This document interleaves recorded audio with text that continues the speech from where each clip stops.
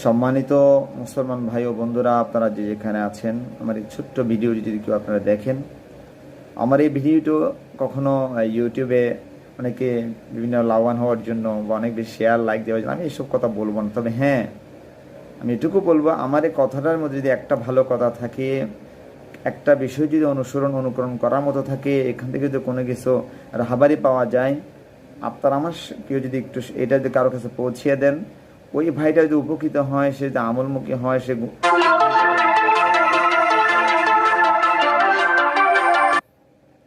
এর জন্য আমি বলবো, আজকে বাংলাদেশের যে পরিস্থিতি, আসলে মানুষের সব কিছু হাতের কামাই। দেশের মধ্যে ভালো মানুষকে আল্লাহ তালা বাদশাহী দান করে, এটাও মানুষের হাতের কামাই।